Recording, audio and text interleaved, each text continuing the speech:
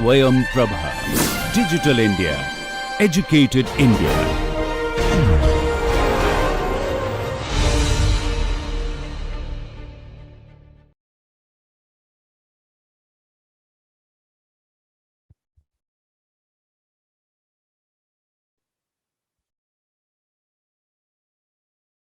You can start. Okay. Okay. Good evening for the second live session for NPTEL course on architectural conservation and historic preservation. So this is almost finished because this Wednesday, this is the last week of this course. I have received few questions and I will go by them. And then in the meantime, if you have any, please post it on the either you're in YouTube and other things. So we will try to answer that. Okay, I hope that this course was fruitful. You had a basic idea about architectural conservation and historic preservation. I also hope that your tutorials you have addressed and you have done the assignments. There are a few questions about the assignments. I will address to that. And let me just start. Okay. We are here. Myself, I have my two assistants who have been assisting me throughout, Anagha and Bernita. And we also have Shora from the NPTEL team of IIT Kharagpur. Now, this is our team. So let's see how it goes. So, okay. I'm okay now, Anugha. Can you hear me? You say the voice is feeble. Am I audible properly? Yes, ma'am, you're audible now. Achha. But I don't know why I'm not able to meeting group chat. I have not able to see the question. Oh, okay.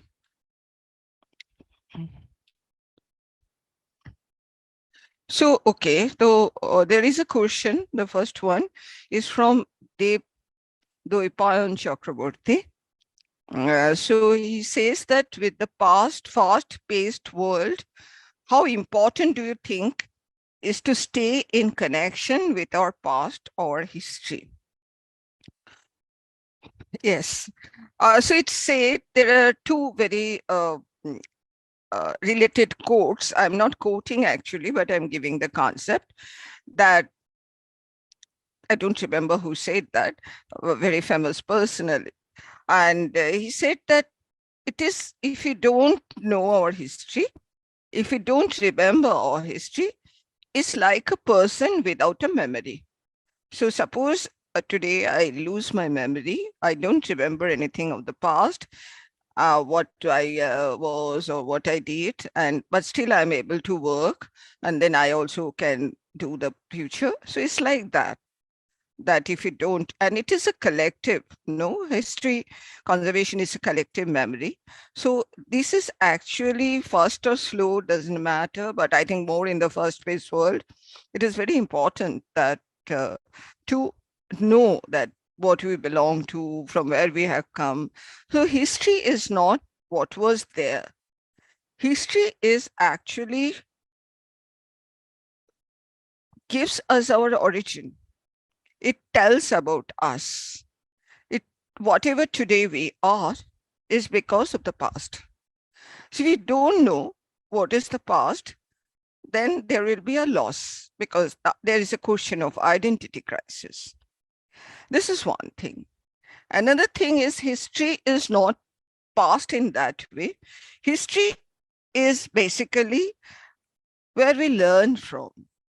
History tells us, if you really look into the history that way, it's a very general, I'm not talking so much about the conservation first, that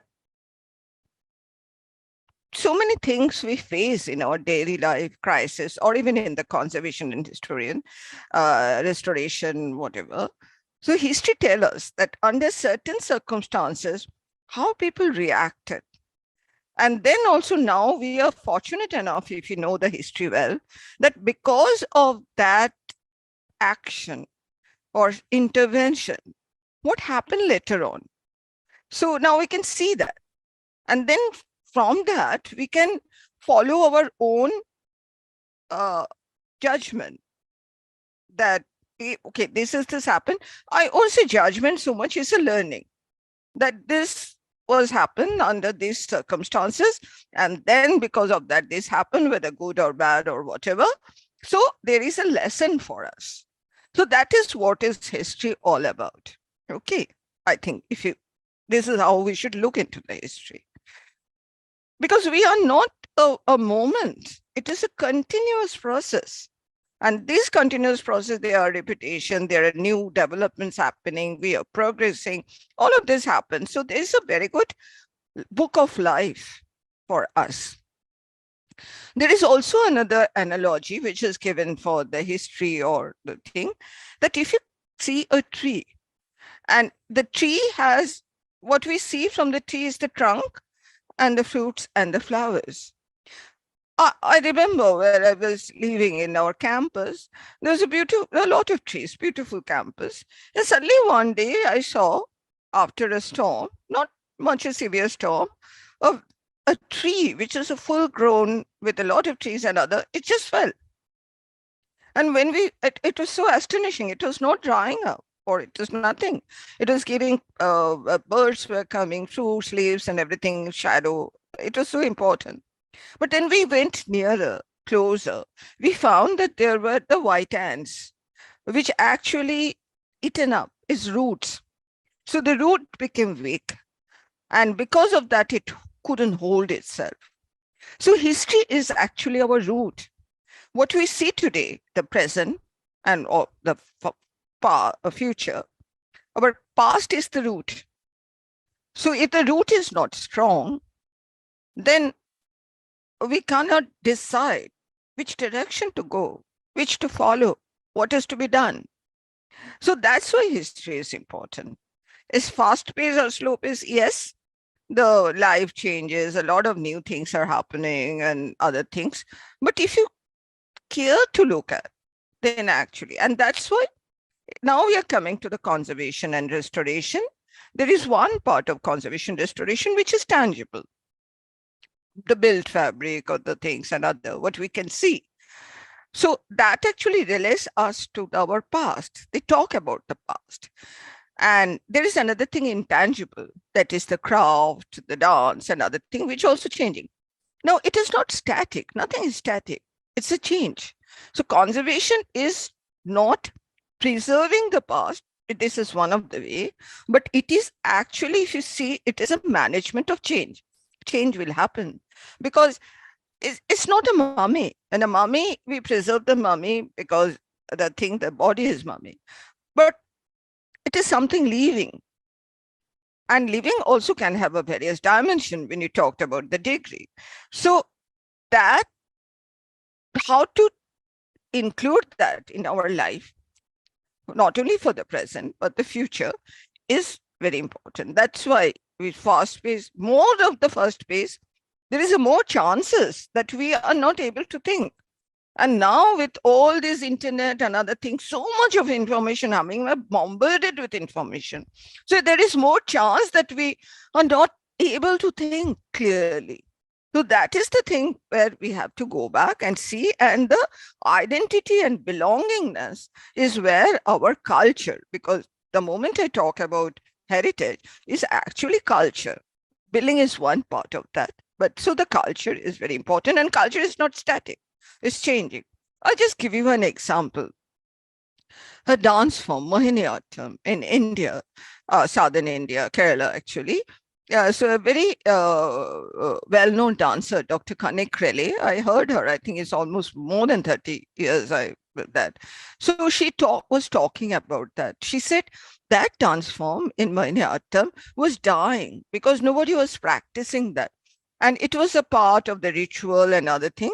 So there were only few dancers who were practicing that. And so then she started collecting the information, going to there and other thing, and she demonstrated that why people are not interested in today's world to watch Mohiniyattam. So Mohiniyattam is losing its value in the present time.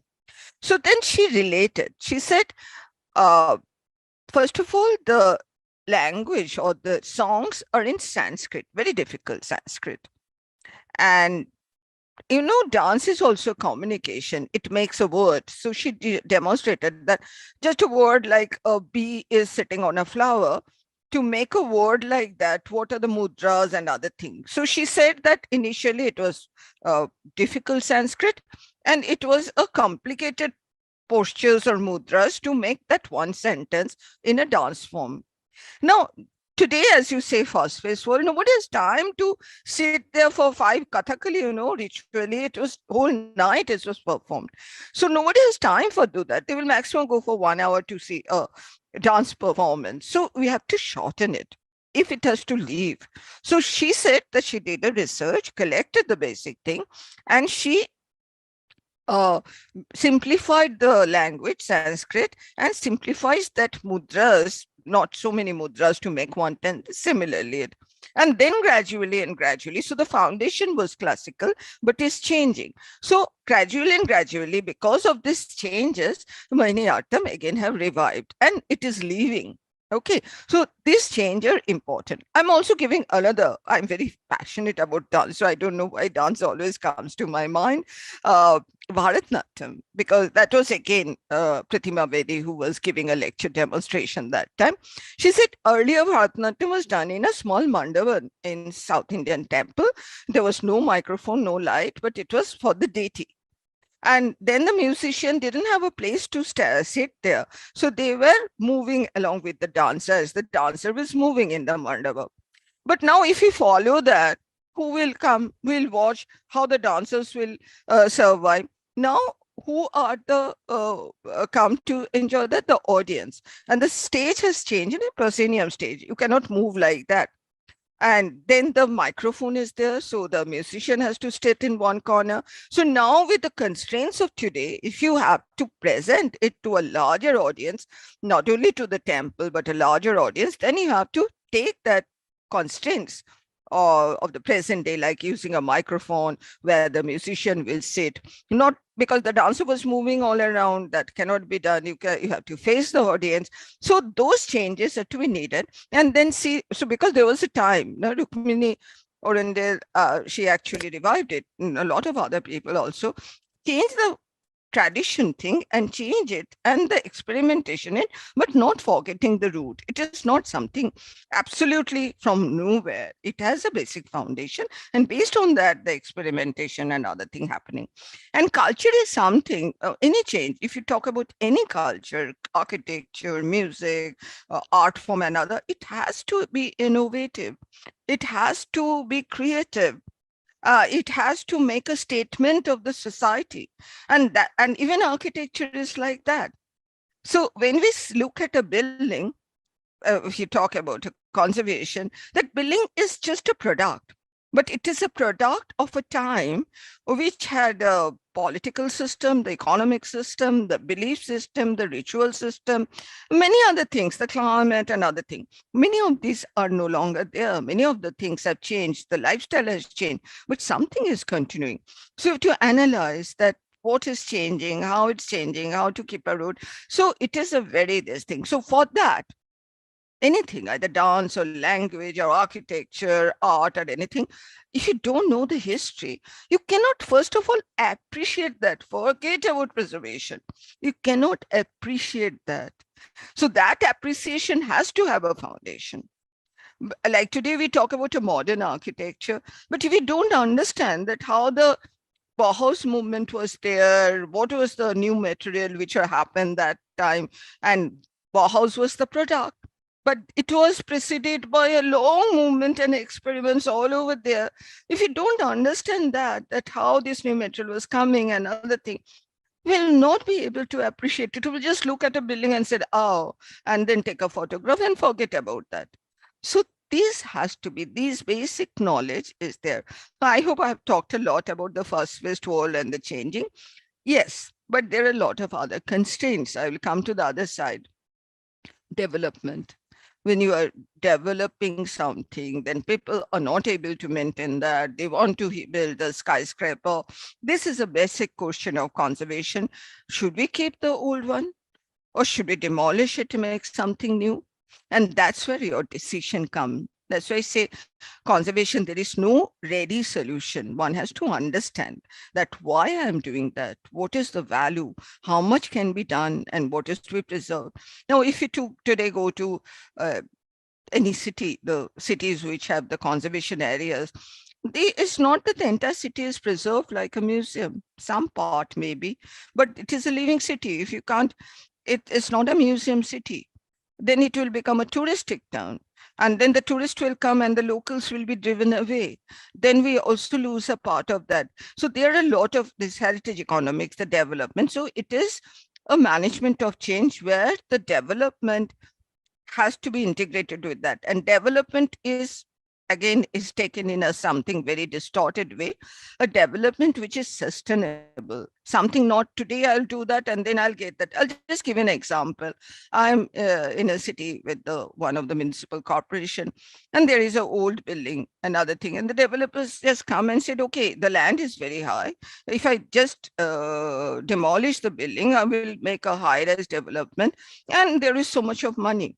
So all the developers on that street tries to do that, and the entire street changes.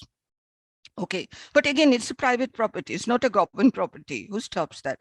But then what is the end part is that, first of all, we lose that history because this is a manifestation of what is that. But then who will preserve that? Who will maintain that? And how to take care of that? So there the policy comes, the town planning policy. Okay, this part of the town has this thing, this history, this. Now, if you just imagine that we demolished all the houses, we make multi-story, 30-story, 20-story, another. What will be the impact? Because when the developer is thinking, he's thinking just for one building, one structure, but whole street, whole area becomes a high rise. Then what happens? There is a pressure on the infrastructure, pressure on the, forget about the people who will be driven away, pressure about the infrastructure, a lot of cars will come and that place cannot hold that. So what will happen that it will not be sustainable in the long run. There will be a lot of pressure. It will take time to realize that, but when it is done, the damage is done, then no can. If you talk about Mumbai today, no, Mumbai, the moment the rain comes, we said that it is waterlogged and this thing. But why did it happen? This is where we learn from. Because Mumbai was basically island, and there were a lot of water bodies, the creeks and other things. And there was a natural drainage system. The moment the water bodies were filled up in the name of development, what happened? The natural sewerage system, natural drainage system got perturbed, disturbed. And so what happened? It took a long time, maybe 30 years, 40 years. But now we see the effect of that. Even in Calcutta, it's the same. It's the Chennai, it's the same. All over the world, it's a change. But then there are good stories. I have not covered that because so much of the development here. I'll just talk about that. I went to a city. It's in Spain. And when I was moving around in the city, I went to see a famous architect's work there. And when I was moving in the city, I saw that all along the main road, there was a heritage core. There was a lot of heritage in that area. There were new development because of that architect is very famous one with a new development. I saw all along there is along the main, in between the two main roads, there is a depressed area in a little curvilinear way all along the city. And there are bridges to cover that. And this green area had a lot of football grounds, parks, play areas, gardens, a little lower than the roads. I found that is, and at the end where that architect's work is there, and then that was a low-lying land where they are recycling the waste, and then it is a sustainable thing. Then I found out and I searched, I found that there was a river. Actually, it was a river of the city. And that river was getting flooded and causing devastation to the city. So naturally, at one point of time, the city authority thought that, okay, this river is causing a problem, waterlogging, devastation, flood, and all these things. So let's block the river and then make a highway on that area. That is a normal, everywhere do that. Even in my city also, they have done the same thing. And that would have been a disaster actually. But you know what happened? The citizens, or obviously they were people probably who have told them that this is the wrong, but the citizens said, no, we we need the green space, we need the play area, we need the lung area of the city. So we don't want to build a highway here. We want that place to stay, but convert that into a green area, and then stop the water, because redirect the water, reroute the water canal to prevent the flood, and then make a green area for the city. So the city authorities convinced. There was a lot of famous architects participate. There was a total master plan of the city. A lot of projectization was there. And that city now is one of the wonder. And it was such a lovely thing. It's sustainable. I remember I was moving at 9 o'clock, 10 o'clock, got down on one of the metro station. It's a beautiful park. People were coming, sitting there, relaxing, the family. Just imagine vis-a-vis this option and vis-a-vis the other option of a highway there. What would have happened?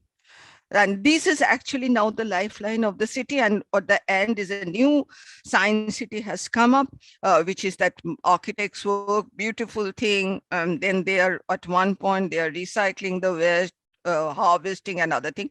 So that is development. And that is, so the changes happen.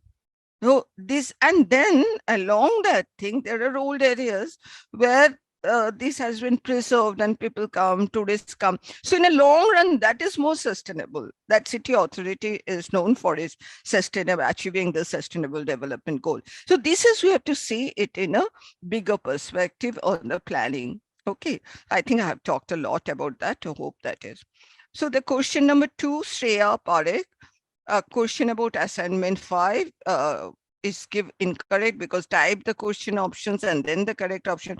See, I mean, we can't help in this way.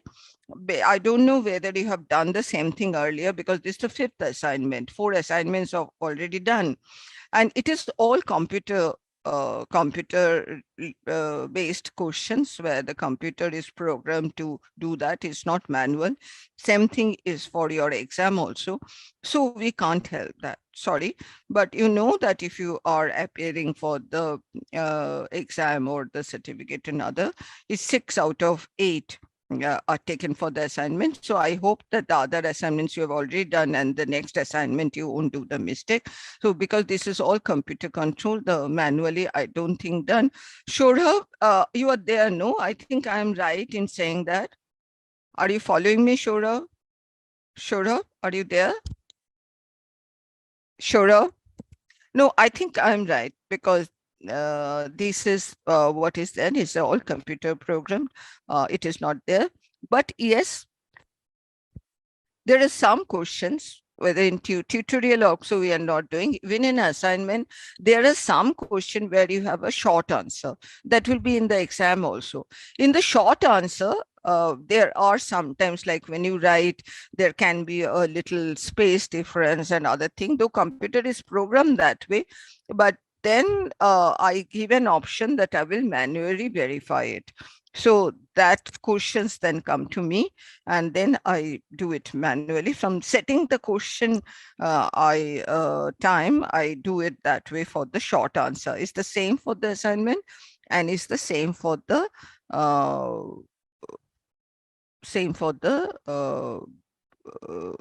exam. But anyway, though I'm saying that it's not possible, but again, we will send it to the NPTEL team. I think the answer will be no, but we will try that, and our assistants will probably talk to you and find out, and we will definitely send your request to the NPTEL team. And then if that something can be done manually, they will do it. Okay, but be very careful about that. But we will try from our side, but as far as I know. Acha, question 3 or Swati, despite having heritage regulation or legislation, how does various authority decide the demolition of heritage property? Also, they are possibly done on heritage property belonging to grade 3. For example, the Nazarbagh Palace in Baroda was demolished during the time I was doing my bachelor's in architecture in Baroda, and it was the site for our housing design studio, assuming that would be the project happening there. But in the present day, a mall has been proposed there. It is in a historic part of the city, and yet the design guidelines to build in a historic place were not applied. So my question is, what I want to understand, who are the authorities that decide the demolition, and which of the authorities take care of the fact that the new construction follows design guidelines in the historic center? Good question. Let me see how I can. So, I have just touched on in the final week, I have touched on the rules and regulation. So,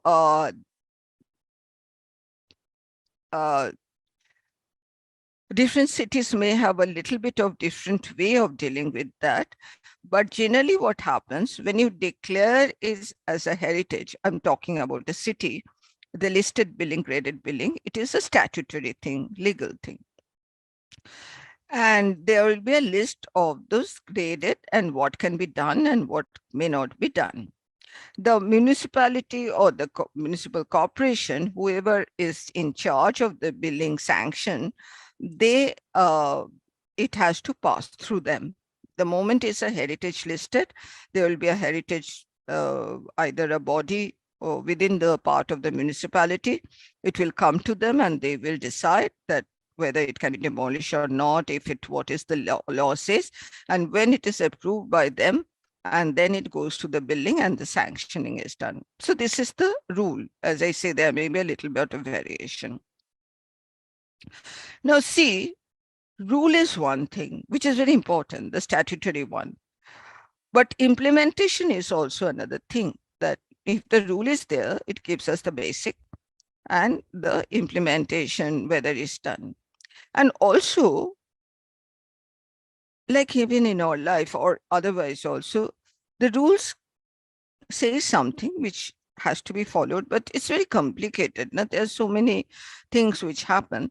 And so there are possibilities that for some particular case, one can legally, with the help of the heritage body, decides that what should be done there, whether the rule can be overruled because there is a certain necessity. Now, all these are the ways, because rule is something, but there are situations where one has to take a decision about that. So probably in this particular case, somebody took a decision.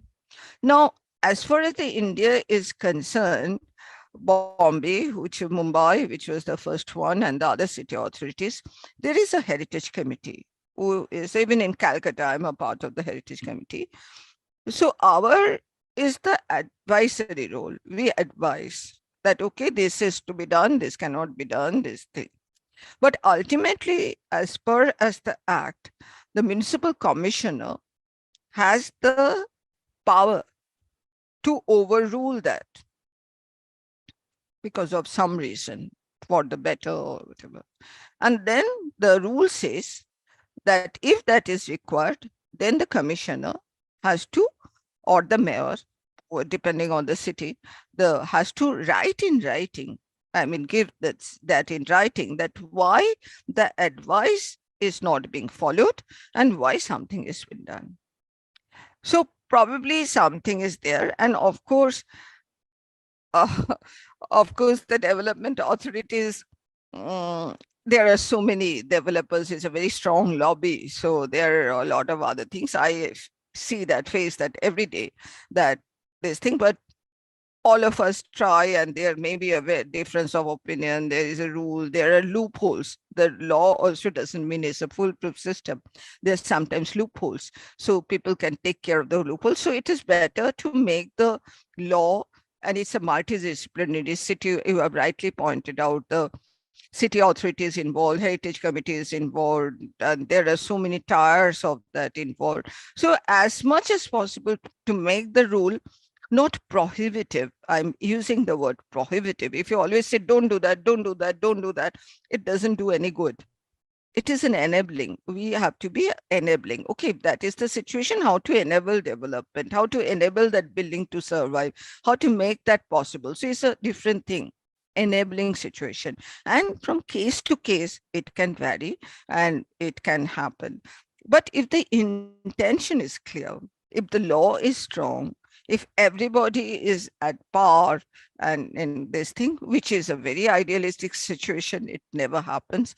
So that's why. And generally, that's why it's very important that the heritage, the declaration of the heritage and the identification of the heritage core or heritage zone is integrated into the development plan of the city. If the heritage goes in one way, that only ASI will take care, the conservationist will take care, and the development of city is done in a different way, it will never work. So we always says that heritage has to be a part of the development plan of the city. And even development plan is not a frozen document. It also changes, situation changes. I don't know in this Baroda's case, probably they found that I'm just being hopeful that the housing is not a very good suggestion there. Housing is not going to work out properly. Probably a mall is needed. But generally what happened, everything nowadays is gone into a real estate and the shopping mall and other thing because there is a demand, quick money and other thing. Housing, probably there would be demand. So there may be a lot of other consideration which work and one has to take that. Only thing is that, but I generally, or all of us should try to follow, is to see in a larger perspective, see the development of the city, how it's going, and to take a decision in the right frame of mind and make it possible what will happen. But there are discrepancies people do give in. There are a lot of other consideration, practical aspects and other things. So this happened. So I don't know actually what has happened in Baroda. And I mean, even in spite of all the good intention, the rules and regulations, and the rule and regulation is not a frozen, it's not, you cannot strictly always follow, there will be some flexibility. I will give an example of flexibility of the rules. Suppose in a grade 1, I found that a grade building is there. Okay, you talked about the grade 3. I don't know about Baroda, but I know about Kolkata.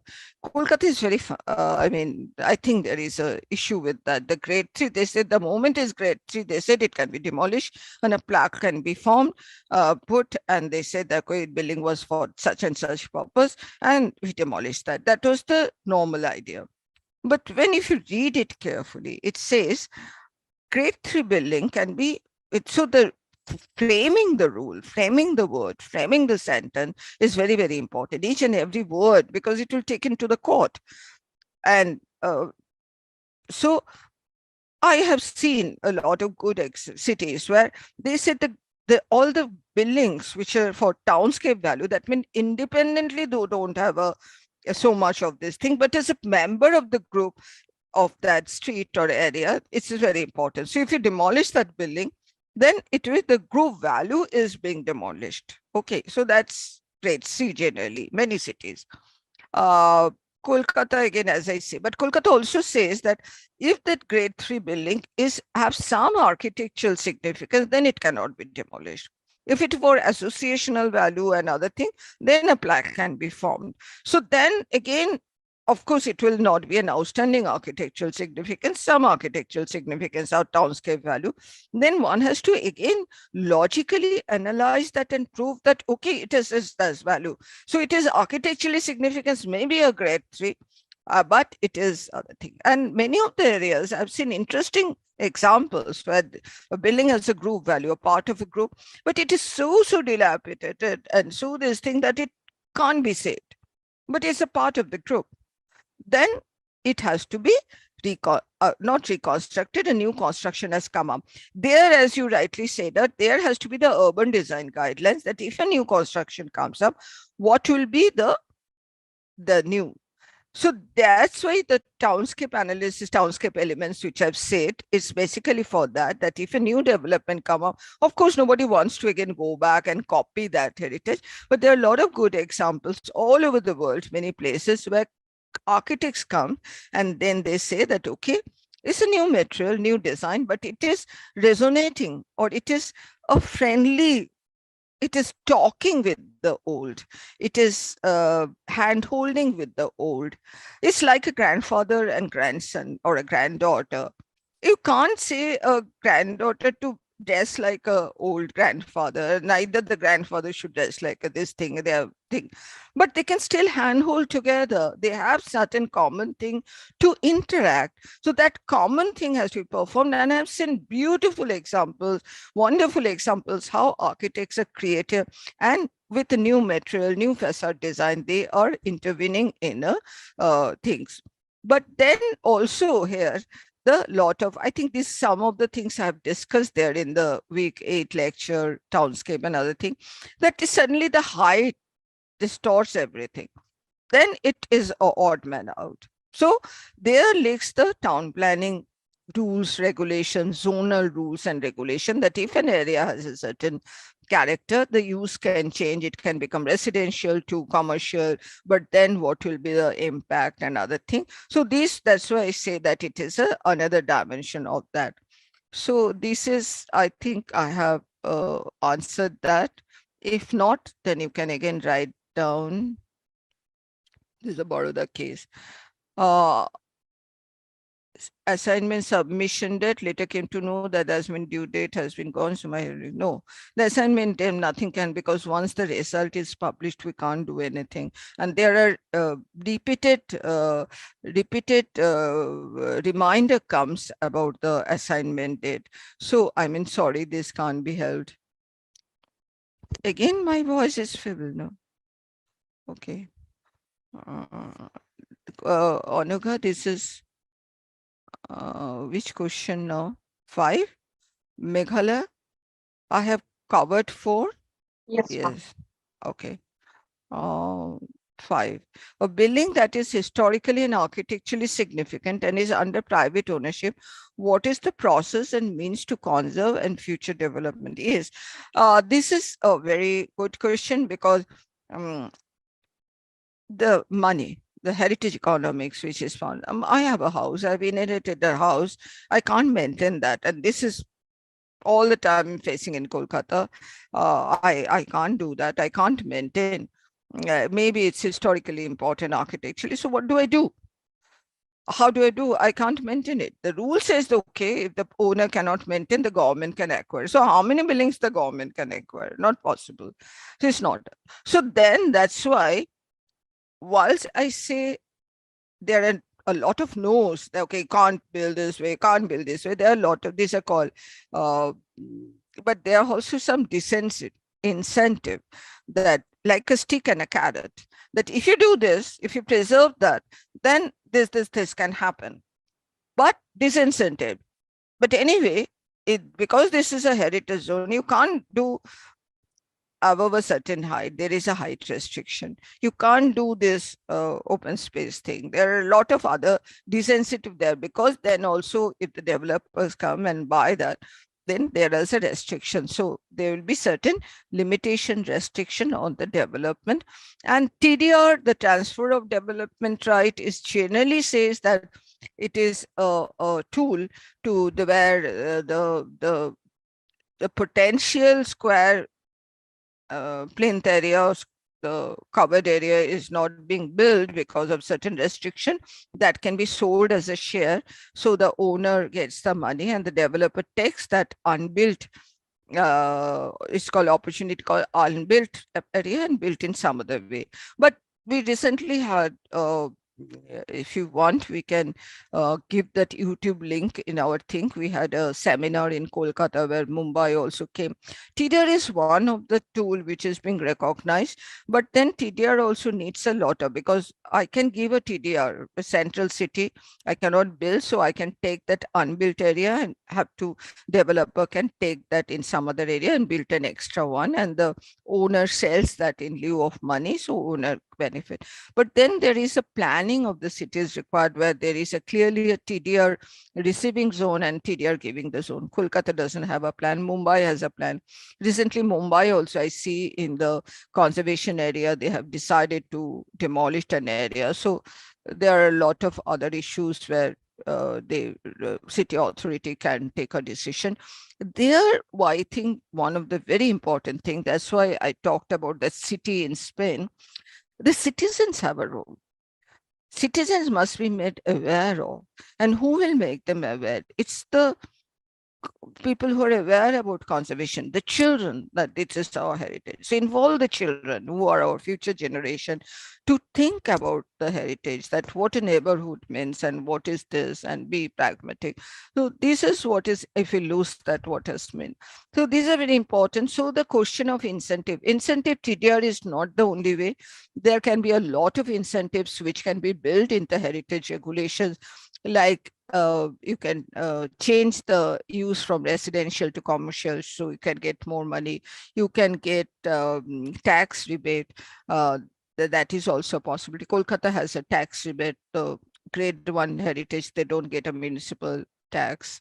They don't have to, they get a rebate, or not a rebate, the exemption from that. So there are a lot of other incentives which are given, but then it is not enough. It has to be combined with the heritage regulations, planning, awareness, sensitivity, creativity, design, and case by case within a general framework, one has to take a decision. So private ownership, it's not only private, it's common buildings are also, the government suddenly thinks that I can demolish that and I can build something. Who has stopped the demolition of Pragati Maidan Pavilion? There was a court case. Government took a decision to demolish that. It demolished. G20 is happening. So who will, future generation, how they will know that is such a pioneering example of industrial fabrication, industrial production building was there, which was a pioneer in the history of modern architecture in India. We couldn't stop it. There was a lot of resentment, lot of court cases. Government took the decision that we need it for there. Ahmedabad stadium is being demolished to make way for a new stadium. Now the question is that always for a development, we have to see the alternatives. We have to, as a professional person, we have to show that, okay, we're doing that. Yes, this is one alternative. Can there be other alternatives? So planner's role is to think about many alternatives and to show, not to take a decision like that, but show the alternatives and probable outcome of that in short term and a long term. And then you place it. Said, okay, see, if they happen, this is there. If you take this path, this happens. You take this path, this happens. These are pros and cons. And then the decision you take. Wasn't it possible to build a new stadium in somewhere else? Was it possible to demolish it? That forget about the sort of thing. What about the cost of the material, cost of demolition, cost about pollution created by this thing? These are also cost to the world, cost to the earth, cost to the environment. Who will think about that? We'll talk about that. So that's why you have to equip ourselves more and more into this knowledge, this multidimensional knowledge about what is happening. So this is, as I say, conservation is a broad-based term. That's my first introductory lecture, that conservation is a very broad-based term. It can means a lot of things. It's multi-headed dragon. It can mean restoration, it can mean new construction, it can mean partly restoration. So all of this thing under conservation. So it cannot be just said one blanket thing. It's like a doctor says a patient. There are certain rules that if this happens, you give this medicine. If this happens, you give this medicine. But the doctor, then we wouldn't need a doctor. We just go to type the thing and then the answer. Why the doctor is needed? Because his experience. And say that, okay, these are the medicines, but for this particular one, these 2-3 alternatives are there, but we have to see the patient. Patient's health is that. So which will be, the age of the patient is there, what is the other elements of the patient? And then according to the patient's health, according to the thing, this is the alternative. This alternative will suit the best. So this is where the human intervention comes. You all know the chat GPT and other things have come that, and I have tried that with the conservation issues, that whether it gives the, sometimes it's wonderful. The logic it gives, the rationality it gives, and so wonderful because it's an artificial intelligence. But then I also saw that there are certain cases where it's not giving the correct answer. And I said, okay, this is not there because it doesn't have the full knowledge. So even to do that, a lot of times I have fantastic results I get. It helps me, it assists me. And but more than assist, I think it comes. But then also sitting there, human mind with the knowledge, I have to interact. I have to see that, okay, is this right? I have to also search in other things. So there is a lot of possibilities happening in the new technology, but we have to work with the technology, work with the artificial intelligence, work with the people, work with the knowledge base. First of all, what is very important, that objective has to be very clear so that you know that which path to take and what will be the repercussion. That's why learning about the history, learning about the case studies, that's what I have tried a little bit, that to learn from the, because architecture, conservation, our entire city, the entire places, the rural areas, all our laboratories to learn from. These are our books. Okay, so you have to keep your eyes open. And people, but remember one thing, building is something, but it's the people who are very important. Okay. If you just say, okay, this is my rule, I'll preserve the building, but the people oppose it. So you have to, it will never work. You have to keep the people, convince the people. It's a very challenging process. It's a long run process, but without that, nothing can happen. No rule can, no technology, nothing can achieve actually, because that's, so now this is more and more being recognized all over the world, India also, that it is should be people centric and larger context, environmental centric, not only people. There are a lot of good examples where it's also affecting the flora and fauna. So it's not only the human, I'm talking about all the living creatures, the community. That's very important. And that what we want to create a good world, and for that whatever has to be done. So we have to see conservation in that larger perspective, but with this specialization and that in a long-term perspective. I think I've talked a lot because I have taken. Any more question? Meghala, question 5 is the last question I have seen. So I think no more questions.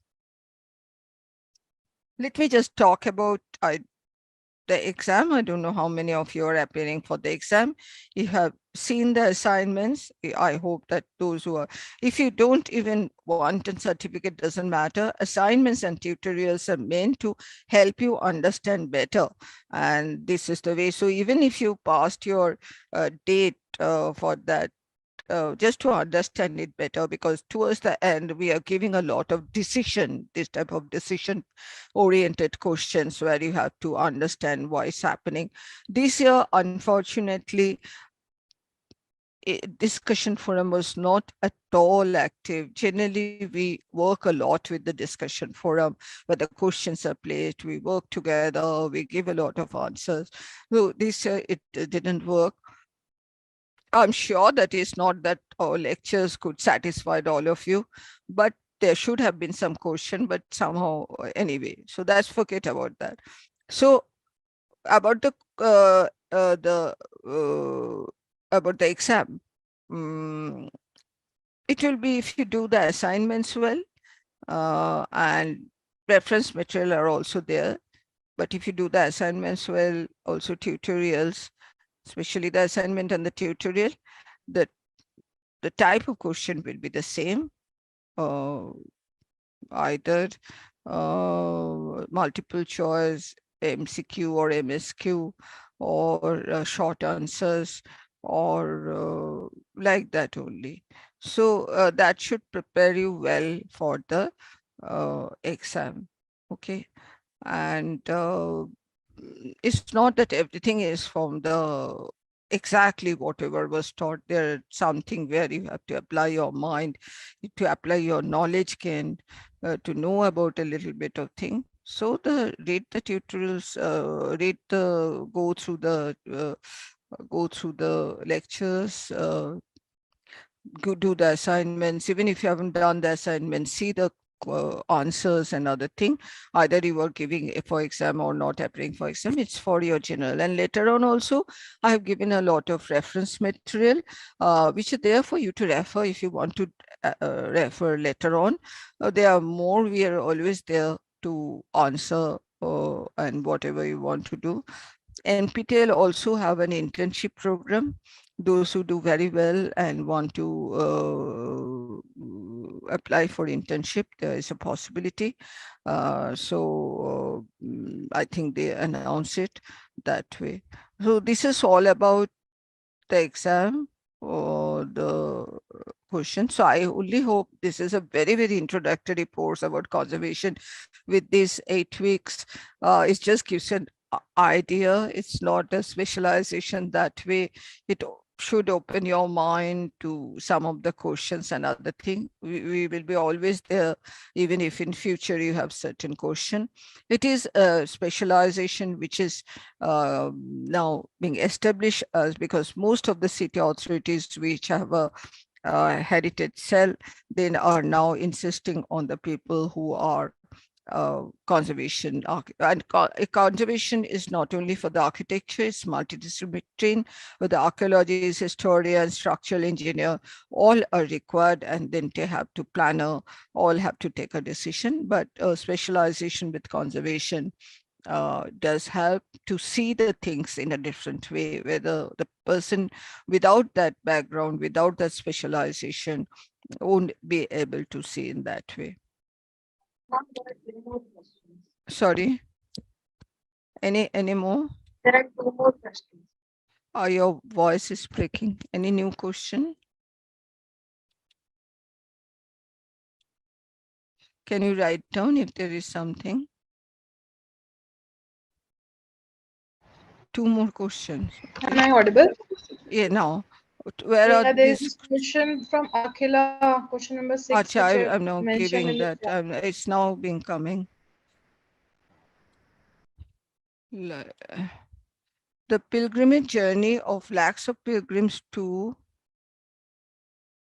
while balancing them with the boost of development the city goes through in a pilgrim city. What defines the boundary of sacred geometry? What are those intangible elements? I cannot go down, scroll down. What are those intangible elements that pilgrims associated with those sacred landscape?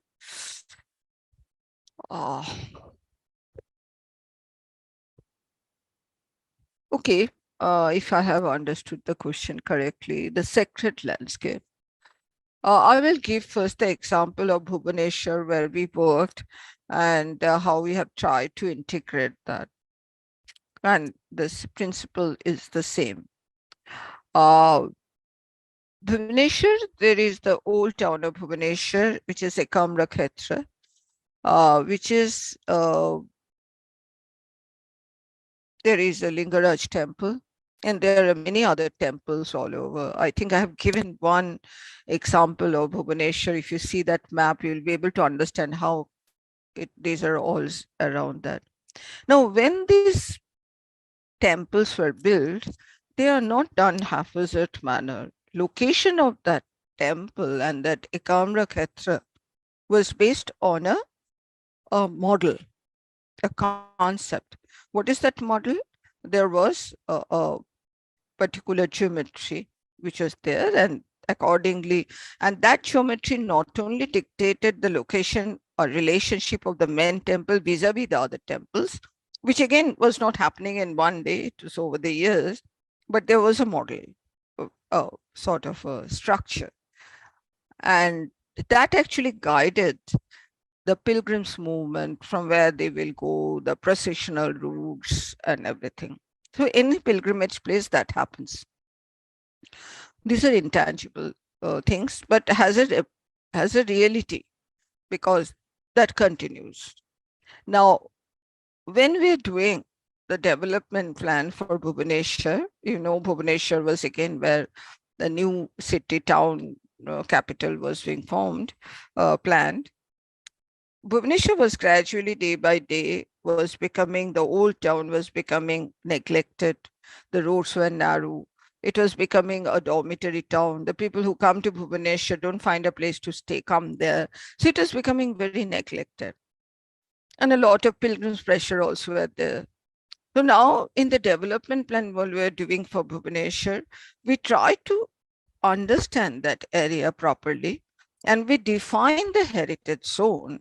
We took into consideration all of that, the old Ekamra Khetra, the basis of that, the boundary of that, the processional route, the pilgrims route, the visibility of the temples, I haven't discussed so much, maybe 1 or 2 slides examples I've given. So visibility of that in a systematic way. And then so that it does not only become a pilgrimage space, it's also become a living place. And all the open areas, the drainage pattern, there was a particular drainage pattern, open area, which was there. And intact in, I think, 70s did a very good work, which is available. If you are interested, just get in touch with that. I will try to see that article where they talked about the sacred landscape and then integrated that. And so when we did the Bhubaneswar later on plan, we studied a lot of that thing and tried to integrate that. So not as a result, gradually we found that a lot of new housing areas were coming, not a very high intensity, high rise development, but duplex type of development which are happening. And people are coming from other newer areas to the temple town. And when we asked them that why you are coming there, what is the advantage? There are no parks there and other thing.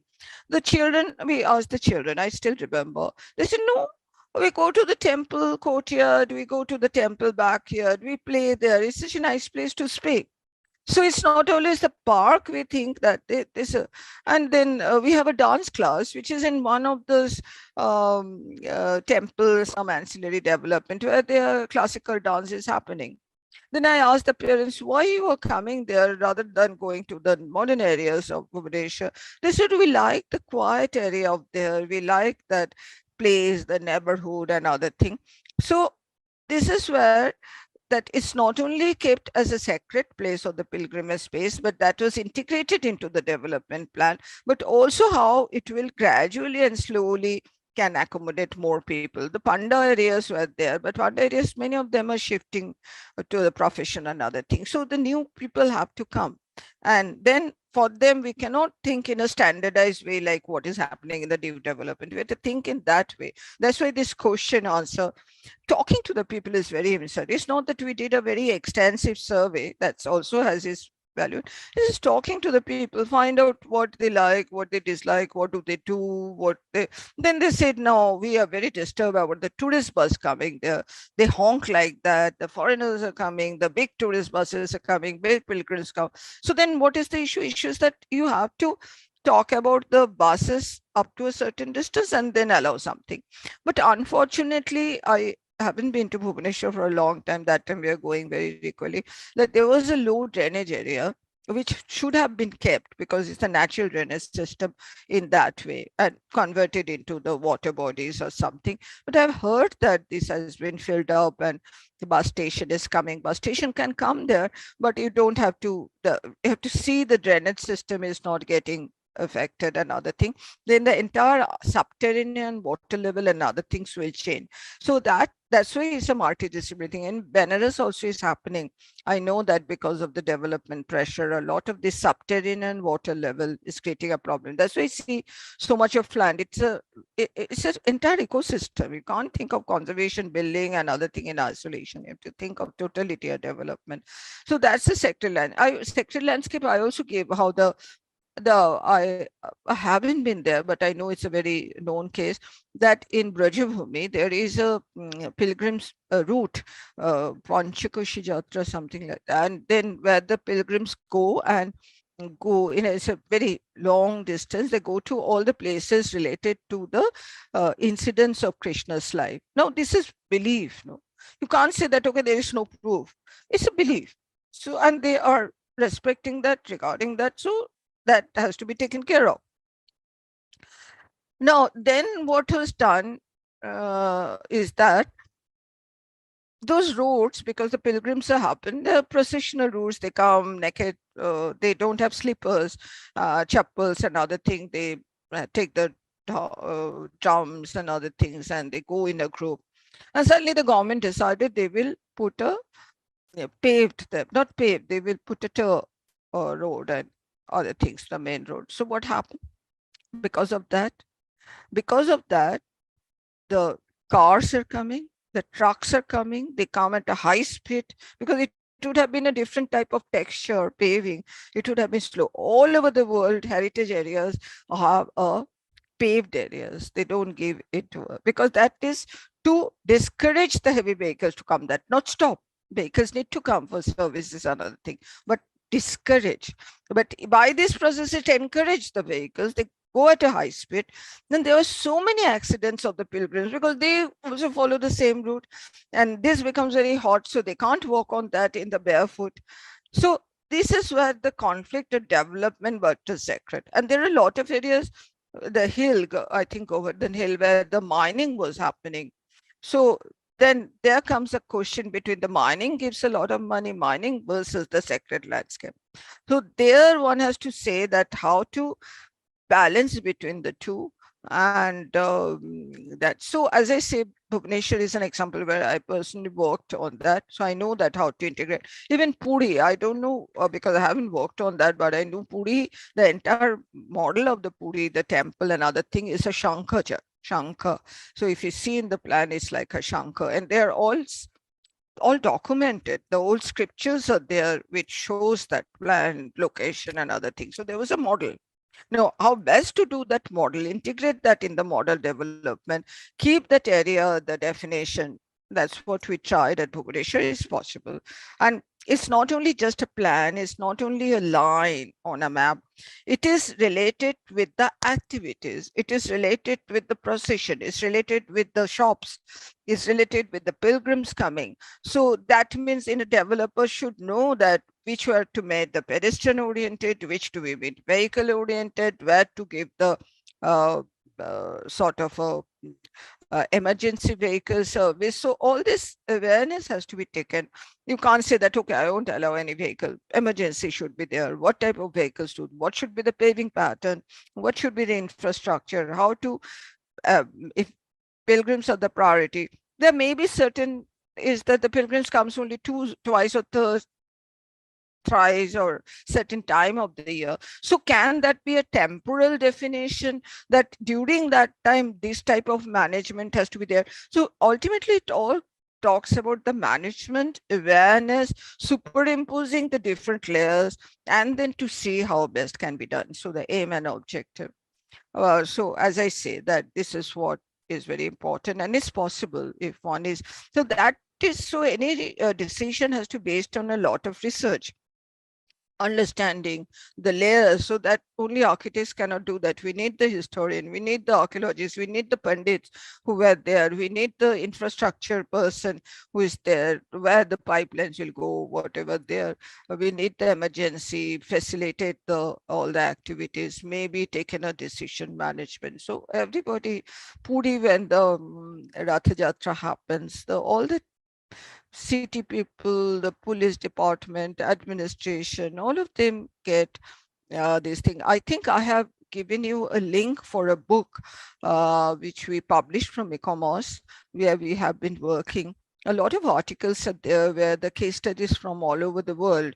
So later on, when you, it's all available, there's a lot of that case on the Puri also, Ratha Jatra, suddenly remind, and you can later on relate to many of the examples, case study, that how this has been done, how we learn from there. Okay. So that is so sacred landscapes is important because this is another layer of landscape. That's why that terminology has come, the cultural landscape thing, that which is a term which is not landscape, that which the human nature interaction and a different concept.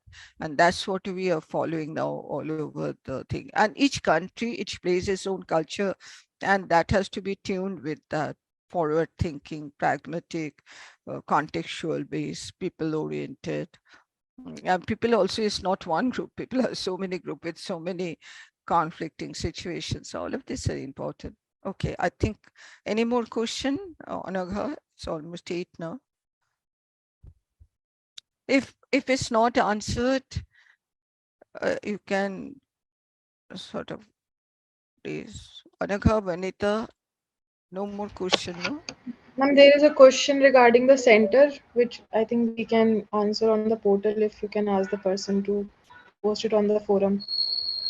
Yeah, you can write to the mail directly so that it has to be you want to change the center or whatever, that No, has it's to about be. details of the center, so I think we can send it Huh. out to the team and So I think he will be informed about the center or other things. So it is the NPTEL group which sort of takes care of that.